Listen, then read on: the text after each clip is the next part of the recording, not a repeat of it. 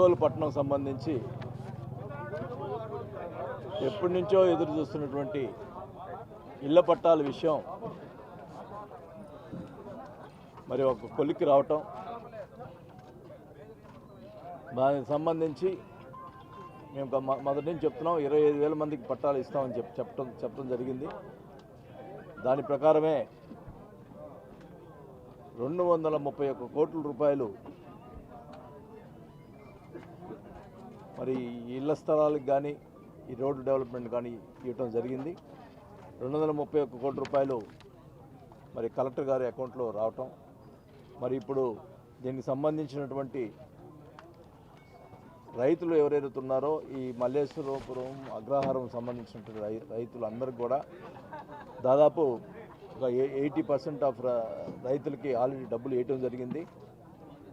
ఇప్పుడు దాదాపు 54 మంది రైతులు ఇంకా పెండింగ్ ఉంటే దాన్ని 29 మంది రైతులకి ఈరోజు క్లియర్ చేయటం జరిగింది. వాళ్ళకి నాకు చదివినటువంటి 29 మందికి డబ్బులు వేయటం జరుగుతుంది. ఇంకా మిగతా వాళ్ళు ఏంటంటే వాళ్ళ అన్నదమ్ముల డిస్ప్యూట్లు అట్లా ఉన్న వాళ్ళకి కొద్దిగా పెండింగ్ ఉంది. దాన్ని అన్నీ కూడా సెటిల్ చేసి వాళ్ళందరూ కూడా డబ్బులు ఇచ్చేదానికి డబ్బులు అయితే సిద్ధంగా ఉన్నాయి. వాళ్ళ డిస్ప్యూట్ వల్ల కొంచెం పెండింగ్ ఉన్నాయి తప్ప వేరేదేం లేదు.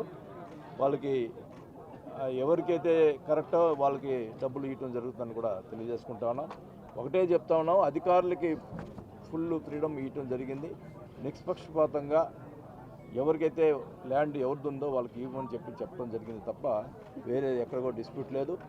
అందరూ కూడా ముఖ్యంగా రైతులు అందరూ కూడా దీనికి సహకారం చేయాలని చెప్పి కూడా కోరుకుంటా ఉన్నా. దీనికి సంబంధించినటువంటి ఇన్ఫ్రాస్ట్రక్చర్ మరి రోడ్లు కానీ ఇవన్నీ కూడా మరి త్వరగా పూర్తి చేసే కార్యక్రమం చేపట్టడం జరిగింది. మరి అది త్వరగా మరి సీఎం గారి ప్రోగ్రాం 20 నుంచి 25 లోపల సీఎం గారి ప్రోగ్రాం ఉంటుంది. ఈ లోపల అంతా కూడా పూర్తి చేసి పట్టాలు ఆ సీఎం చేతుల మీదుగా ఇక్కడే ప్రోగ్రాం పెట్టి పట్టాలు ఇవ్వడం జరుగుతుందని కూడా తెలియజేసుకుంటా ఉన్నాం. మరి ముఖ్యంగా మొన్నటిదాకే ఉన్న డబ్బులు పడవు, డబ్బులు రావు, పట్టాలు ఎవరు అని అంతా కూడా ప్రచారం చేశారు. ఇప్పుడే ఉన్న డబ్బులు పడేటప్పటికి స్థలం చూపిరు, మీకు కేవలం కాగితాలు ఇస్తారు, కాలం చూపిరు అని మొదలు పెడతా ఉన్నారు. ఇవాళ ఒక పేపర్ రాస్తుంది, కాంట్రాక్టరు సంబంధించి కొత్త బయట నుంచి తీసుకొచ్చి చేస్తున్నారు అన్నాడు. అంటే అంత ముందుల బయట నుంచి చేస్తా అన్నాడు. అంత ముందుల ఇక జరిగిన టిట్కోలు ఇవన్నీ ఎక్కడి నుంచి చేశారండి? టిట్కోలు కాదు, వాటర్ పైప్ లైన్ అక్కడ ఏడుగుండపాడు దగ్గర నుంచి వచ్చినటువంటిది అమృత స్కీమ్లో ఎక్కడి నుంచి వచ్చి కాంట్రాక్ట్ చేశారు. అప్పుడు ఆ రోజు గుర్తురాలేదు కాంట్రాక్టర్లు. అంటే కాంట్రాక్టర్ ముందుగా పని చేస్తా అన్నాడు. వాళ్ళ కాంట్రాక్టర్ రాకపోతే నష్టపోయేది ఆ కాంట్రాక్టరే కదా. నీ సొమ్మేం పోయింది? ఇష్టం వచ్చినట్టు రాస్తావు. అంత ఇదే? ప్రజలకి పట్టాలు ఇవ్వలేదా? ఒకవేళ తొందరగా కోడ్ వస్తుందని చెప్పి తొందరగా పని చేపిస్తున్నావు. ప్రజలకు పట్టాలు ఇవ్వకుండా చేసేదానికి అడ్డుపడతావా? ఈ ఆంధ్రజ్యోతి, తెలుగు, ఈనాడు పేపర్లు అడ్డుపడతారా? మీ ఇష్టం వచ్చినట్టు రాస్తారా? ఎంతవరకు న్యాయమైంది? పేదలకు పట్టాలకి ఇచ్చేదానికి కూడా నువ్వు మాట్లాడుతూ ఉన్నావు. దాంట్లో డబ్బులు గుంజుకుంటారు అంటారు. ₹1 తాగితే చెప్పుదా కొట్టు నన్ను. ఏంది బుద్ధి లేకుండా మాట్లాడతారు? కావాలని రాసేదానికి ప్రయత్నం చేయటం.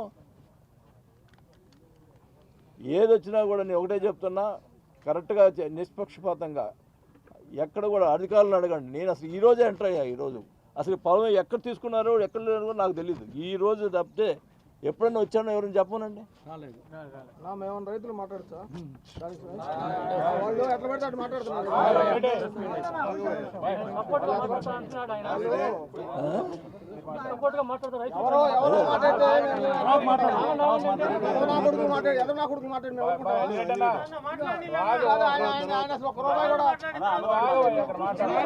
మంచులు బాటలు కూడా తెచ్చి ఇచ్చి అవతల వేసాడు, ఇచ్చి అవతల వేసాడు.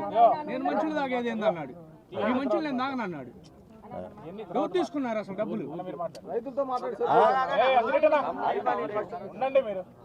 అప్పుడు టిట్కో హౌస్లో అప్పుడు ఏం జరిగినాయో ప్రజలకు తెలుసు, ఇప్పుడు ఏం జరుగుతుందో ప్రజలకు తెలుసు. మాట్లాడితే చాలా మాట్లాడాల్సి వస్తుంది.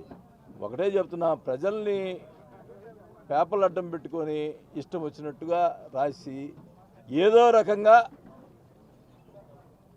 ఈ పట్టాలు ఇవ్వకుండా ఆపాలి.